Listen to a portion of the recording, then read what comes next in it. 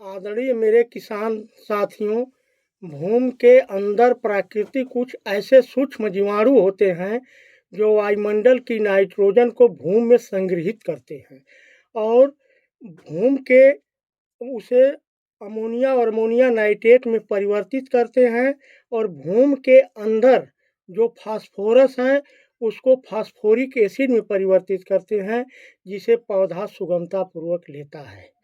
इन सूक्ष्म जीवाणुओं की जमीन के अंदर कमी हो गई है या निष्क्रिय हो गए हैं, इनके जिसके वजह से हमारा उत्पादन स्थिर हो गया है।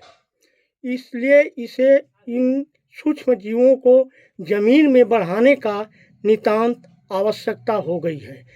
इसलिए हमारे कृषि वैज्ञानिकों ने प्रयोगशाला में जैविक कल्चर तैयार किया है, जिसे जिसे जीवाणु की खाद या जैव उर्वरक की खाद कहते हैं।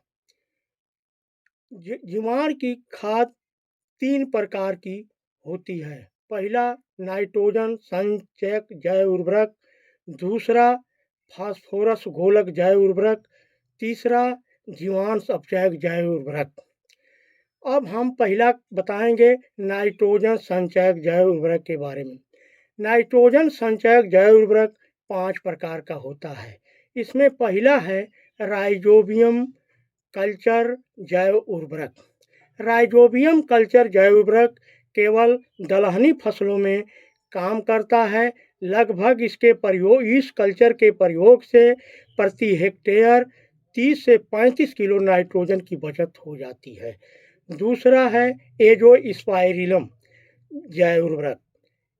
एजोस्पाइरिलम जैव उर्वरक के प्रयोग से हमारे भूमि के सभी फसलों में प्रयोग किया जाता है और इसके प्रयोग से प्रति हेक्टेयर 15 से 20 किलोग्राम नाइट्रोजन प्रति हेक्टेयर बचत होती है। तीसरा है एजेटोबैक्टर। एजेटोबैक्टर हमारा सभी फसलों में इसका भी प्रयोग होता है और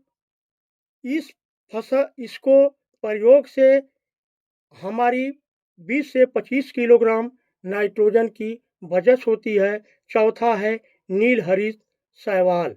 नीलहरित शैवाल धान में प्रयोग किया जाता है और इसके प्रयोग से 30 से 35 किलो नाइट्रोजन की हमारी वायुमंडल से बचत हो जाती है। पांचवा है एजोला जैव उर्वरक। एजोला जैव उर्वरक ऐसी है कि जहाँ लगातार पानी इकट्ठा रहता है धान की फसल में, एक छोटी छोटी उस पर काई नुमा हरी पत्तियाँ दिखाई देती हैं, वह एजोली होती हैं। इससे हमारे 30 किलोग्राम नाइट्रोजन की बचत होती है। प्रयोग विधि, इसका प्रयोग हम बीज उपचार में, भूमि उपचार में और कंद उपचार में करते हैं। बीज उपचार में हम 2 ग्राम कल्चर लेते हैं और 10 किलो बीज को एक साफ स्थान पर रख देते हैं और आधा लीटर पानी में 200 ग्राम कल्चर को घोल लेते हैं और घोल करके दोनों हाथ से इस प्रकार मिलाते हैं कि उस पर एक परत बन जाए और उसको हम छाया में 10 से 15 मिनट तक सुखा देते हैं। इसके बाद हम फसल की बुआई कर देते हैं। दूसरा पॉइंट है भूमि उपचार। भूमि उपचार हम 4 से 5 किलोग्राम जैव उर्वरक लेते हैं और 120 से 150 किलो गोबर की खाद में मिला देते हैं और मिलाने के बाद हम उसको 1 हेक्टेयर खेत में छिड़कते हैं। और नहीं, दूसरी विधि इसमें है कि या तो उसको हम 150 से 120 किलो गोबर की खाद को टाट से ढक देते हैं और 1 सप्ताह बाद हम उसको खेत में छिड़क करके हल्की जुताई कर देते हैं। इसके बाद बुआई करते हैं। तीसरा है कंद उपचार।